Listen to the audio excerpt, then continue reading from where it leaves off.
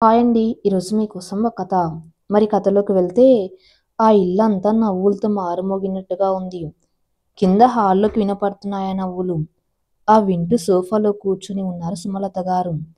పైన మేడ మీద ఉన్న గదిలో నుంచి వినిపిస్తున్న నవ్వులవి. ఒక అందమైన అమ్మాయి, ఆమెకి సరిజోడు లాంటి అబ్బాయి. ఇద్దరూ ఆ గదిలోని బాల్కనీలో కూర్చొని మాట్లాడుకుంటూ నవ్వుకుంటున్నారు. ప్రేమ పక్షుల్లా వాళ్ళు ఈ ప్రపంచాన్ని మర్చిపోయారు. ఇంతలోనే సుమలత గారు లేచి 2 గ్లాసులలో జ్యూస్ తీసుకుని మెల్లగా మేడ మెట్లు ఎక్కి ఆ గది వైపుగా వెళ్లారు. ఆవిడ వెళ్ళేసరికి వారిద్దరూ అటువైపుగా తిరిగి మాట్లాడుకుంటున్నారు. అలా వారిని చూస్తూ అక్కడే నిలబడ్డారు సుమలత గారు. కాసేపటికి సుమ సుమ ఏంటిక్కడున్నావు? చేతిలో ఆ గ్లాసులేంటి? అంటూ వచ్చారు భవానీ ప్రసాద్ గారు. ఆయన పిలిచినా వినిపించుకునే పరిస్థితిలో లేరు ఆవిడ. అలా నిలబడి అటువైపుగా చూస్తూ ఉన్నారు. ఇంక లాభం లేదనుకుని గట్టిగా ఆవిడ్ని పట్టుకొని సుమా అంటూ అరిచారు ప్రసాద్ గారు. దాంతో ఈ లోకంలోకి వచ్చిన ఆవిడ ఏంటండి? ఏమైంది అలా అరుస్తున్నారు? నువ్వేంటిక్కడ?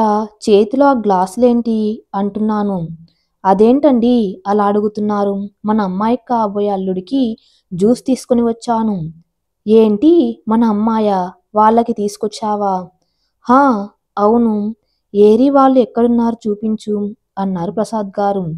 అదిగో అక్కడే అంటూ అటుగా చూసిన సుమలత గారి కళ్ళ ముందే అప్పటిదాకా ఉన్న ప్రేమ జంట మాయమైంది. అంతే ఆవిడ చేతిలో ఉన్న జ్యూస్ గ్లాసులు కింద పడి ముక్కలయ్యాయి.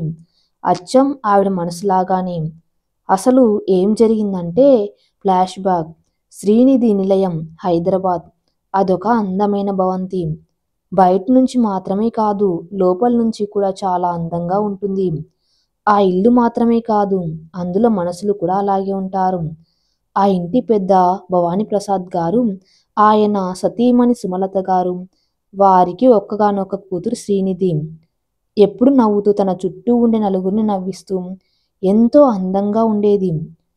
చిన్నప్పటి నుంచి తను అడిగింది కాదు అనకుండా ఇచ్చేవారు ప్రసాద్ గారు. తను చెప్పింది లేదు అనకుండా వినేవారు సుమలత గారు. వాళ్ళకిష్టం లేకపోయినా సరే నిధి ఏది చేస్తానంటే దాన్ని చేయనిచ్చేవారు. నిధికి వాళ్ళ అమ్మా నాన్నలంటే ప్రాణం. వాళ్ళు తనకి ఎంత స్వేచ్ఛనిచ్చినా ఏనాడు దాన్ని మిస్యూజ్ చేసుకోలేదు. ఏది చేసినా వాళ్ళకి చెప్పే చేసేది. అది కరెక్ట్ అనిపిస్తేనే చేసేది. నిధి ఎప్పుడూ ఒకటే అనుకునేది. తను చేసే ఏ పని వల్ల అయినా సరే వాళ్ళ పేరెంట్స్ బాధపడకూడదు. వాళ్ళకి తలవంపులు తెచ్చే పని తను చెయ్యకూడదని. శ్రీనివాస నిలయం, సికింద్రాబాద్.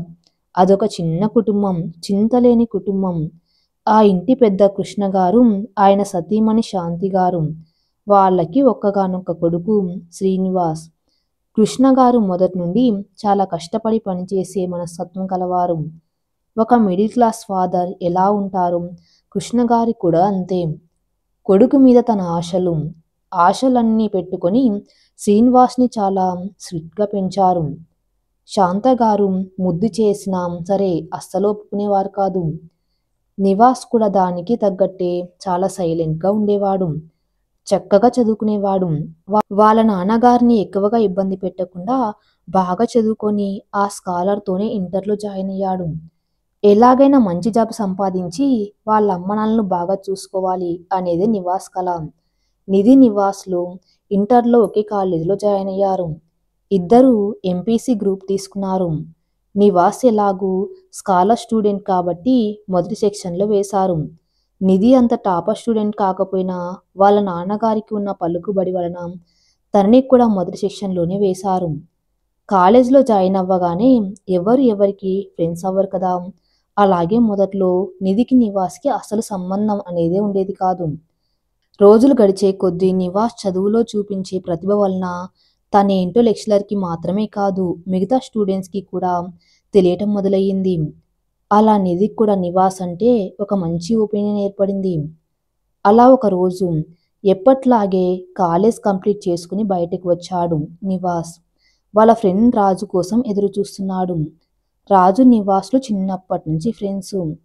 రాజుకి మ్యాథ్స్ అంటే భయం ఉండటం వలన బైపీసీ తీసుకున్నాడు. కాకపోతే ఇద్దరు ఒకటే కాలేజీలోనే జాయిన్ అయ్యారు. రాజు వాళ్ళ నాన్నగారు బిజినెస్ మ్యాన్ కాబట్టి తనని డాక్టర్ని చెయ్యాలని ఆయన కల. రాజుకేమో మ్యూజిక్ బ్యాండ్ అంటే బాగా ఇంట్రెస్టు. రోజు రాజు నివాసులు సైకిల్ మీద కాలేజ్కి కలిసే వస్తారు. ఈవినింగ్ కూడా కలిసే వెళ్తారు.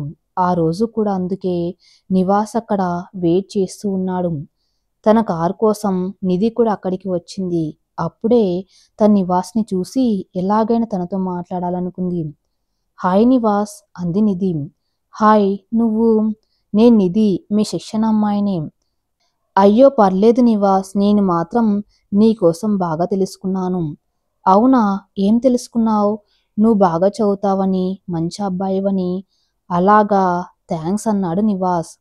హా నివాస్, మనం ఫ్రెండ్స్గా ఉండవచ్చా? ఫ్రెండ్సా? అవును, ఏం నాతో ఫ్రెండ్షిప్ చేయకూడదా? అలా అని కాదు, అమ్మాయితో ఫ్రెండ్షిప్ ఏంటి అని మా ఫ్రెండు ఏడిపిస్తారేమో అని. వాళ్ళ కోసం కాదు, నీకిష్టం అయితేనే చెప్పు. నాకిష్టమే నిధి, ఫ్రెండ్స్ అంటూ తన చేతిని ముందుకు చాపాడు. థ్యాంక్స్ నివాస్ అంది నిధి.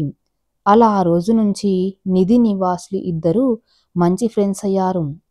నిధికి ఏమైనా డౌట్ ఉంటే నివాస్ని అడిగి తెలుసుకునేది. పరీక్షలు జరిగే టైంలో అయితే నివాస్ నిధి వాళ్ళ ఇంటికి వెళ్ళి మరి తనకి అన్నీ ఎక్స్ప్లెయిన్ చేసేవాడు. నిధి వాళ్ళ ఇంట్లో వాళ్ళు కూడా వారిద్దరిని సమానంగానే చూసేవారు. చాలా తొందరగా నివాస్ నిధి వాళ్ళ ఇంట్లో అబ్బాయిగా కలిసిపోయాడు. మెల్లగా నిధి నివాస్ల పరిచయం స్నేహం కాస్త ప్రేమగా మారింది. అప్పటికి వారు ఇంటర్ 2వ సంవత్సరం చివరికి వచ్చేశారు. ఆ రోజు వాళ్ళ ఫేర్వెల్ డే. రోజు కన్నా అందమైన డ్రెస్సులో మరింత అందంగా తయారై వచ్చింది నిధి. తనని చూసిన వాళ్ళు అందరూ చాలా బాగున్నావు అన్ని కాంప్లిమెంట్స్ ఇస్తూ ఉన్నారు. కానీ నిధి మాత్రం నివాస్ కోసం ఎదురు చూస్తుంది. హాయ్ నిధి, ఈరోజు నువ్వు చాలా బాగున్నావు అంటూ వచ్చాడు Nivas. Hi Nivas, thank you అంది సిగ్గుపడుతూ నిధి. ఏంటి స్పెషల్ ఇవాళ?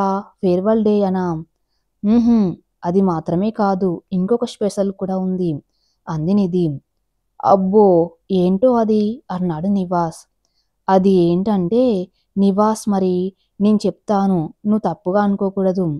మనలో మనకి ఏంటి నిధి, చెప్పు అన్నాడు. నాకు నువ్వంటే చాలా ఇష్టం నివాస్ అంది నిధి. అంతే. తను చెప్పిన ఆ మాటకి నివాస్కి ఎలా రెస్పాండ్ అవ్వాలో అర్థం కాలేదు. ఏంటి నిధి నువ్వనేది? అవును నివాస్, నాకు నువ్వంటే ఇష్టం, నన్ను పెళ్లి చేసుకుంటావా అంది. ఆహాహా, ఏం మాట్లాడుతున్నావు నిధి? మన ఏజ్ ఏంటి, అప్పుడే పెళ్ళేంటి అసలు? నేను ఇప్పుడే చేసుకోమని అడగట్లేదు, నువ్వు పెళ్లి చేసుకోవాలనుకున్నప్పుడు నన్ను చేసుకో అంటున్నా. నిధి, ఇదేమీ జోక్ కాదు, లైఫ్ అన్నాడు నివాస్. నేను జోక్గా చెప్పట్లేదు నివాస్, ఐ ఆమ్ సీరియస్ అంది నిధి. సరే నిధి, ముందు అయితే ఇంటర్ మంచిగా పాస్ అయ్యి మంచి కాలేజ్లో ఇంజనీరింగ్ జాయిన్ అవ్వాలి. మంచి జాబ్ సంపాదించి సెటిల్ అవ్వాలి, అప్పుడు ఆలోచిద్దాం అన్నాడు నివాస్. నువ్వన్నట్టుగానే చేద్దాం. నాకు కూడా ఇంజనీరింగ్ చేసి జాబ్ చేయాలని ఉంది.